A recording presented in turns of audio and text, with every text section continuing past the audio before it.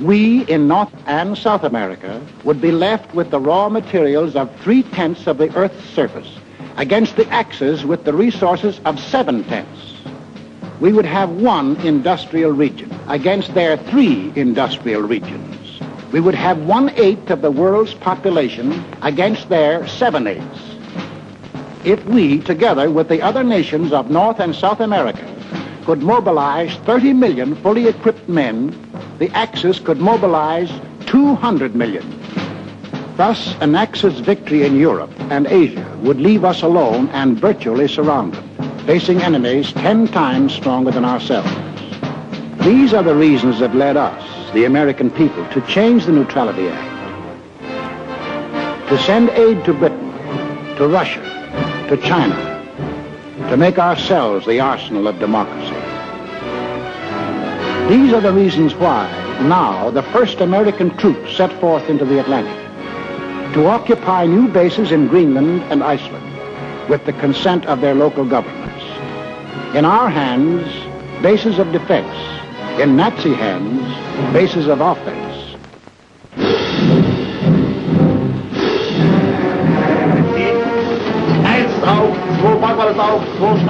The Germans opened unrestricted submarine warfare.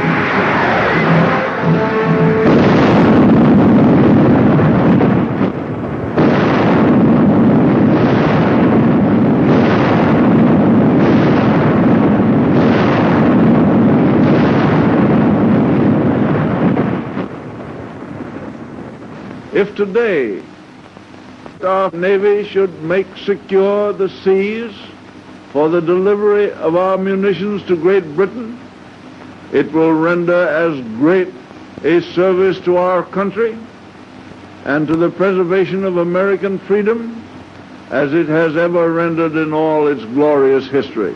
We want those cargoes protected. An aroused Congress repealed the entire Neutrality Act. We armed our merchantry, and for the first time they steamed into combat zones to deliver Lend-Lease. While this was going on in the Atlantic, the Japs, by so-called agreement with the puppet government of defeated France, moved in on Indochina.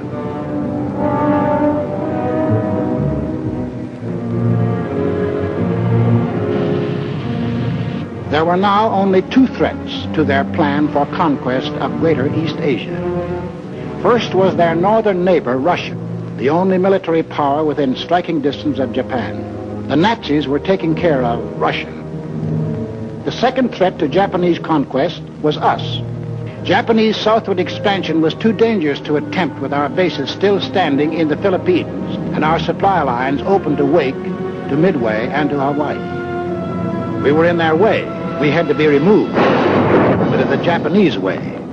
Off to Washington went Special Ambassador Curaçao on what the Japs said was a mission of peace, but carefully synchronized with his departure from Tokyo was the departure of a Jap task force under sealed orders, not on a mission of peace. On November 14th, Mr. Curaçao arrived in San Francisco, smiling his toothy smile as he sang the old song of Japanese friendship. The Japanese were a peace-loving people. Their whole policy was devoted to the establishment of permanent peace in Asia. Our aid to China was delaying the establishment of that peace.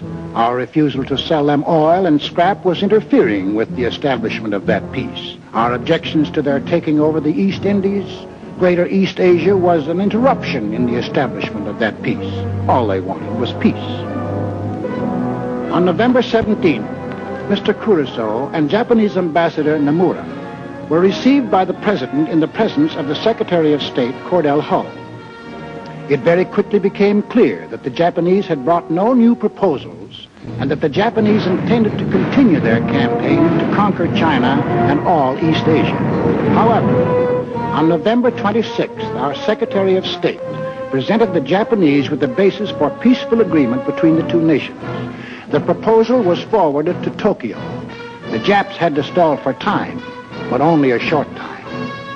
The task force was nearing its goal. Sunday, December 7th, 1941. Холодничество. Скорее, Рубе. Товарищ, скорее, Рубе. Ёптай!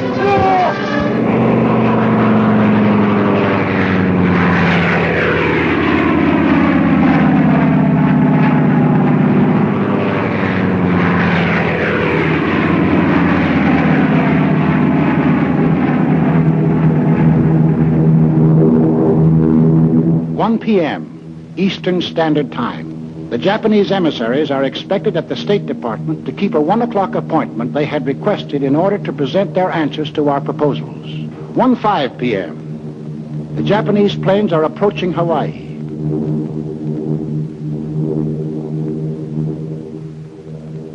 1:10 p.m. The Japanese emissaries telephone to postpone their appointment until 1:45. 1:20 p.m.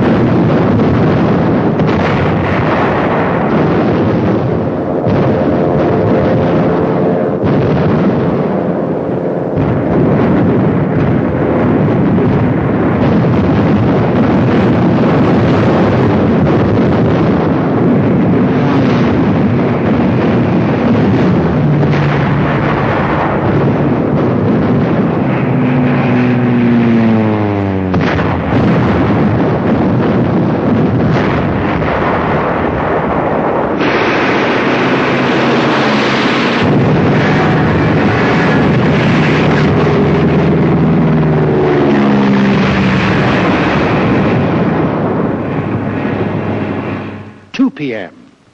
The Japanese envoys, smiling and correct, arrive at the State Department. 2:20 p.m.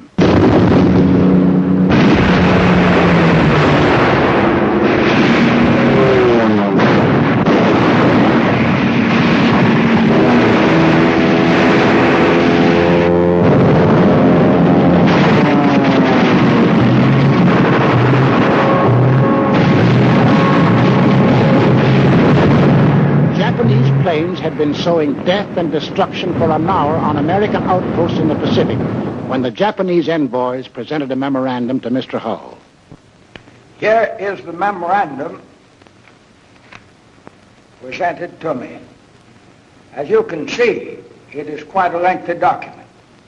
I read it hurriedly, discovering that it contained a recital of monstrous accusations against the United States, charging it, among other things, with, quote, scheming for the extension of the war, preparing to attack Germany and Italy, two powers striving to establish a new order in Europe, and ignoring Japan's sacrifices in the 4 years of the China affair, menacing the empire's existence itself, and disparaging its honor and prestige.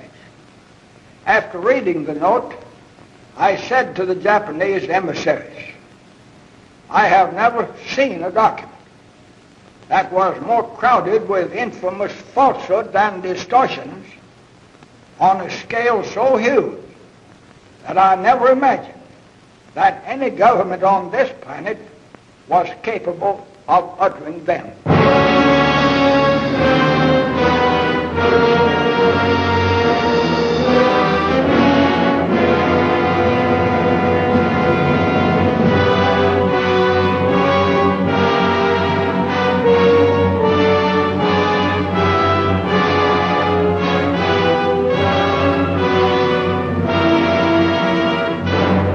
I ask that the Congress declare that since the unprovoked and dastardly attack by Japan on Sunday, December 7, 1941, a state of war has existed between the United States and the Japanese Empire.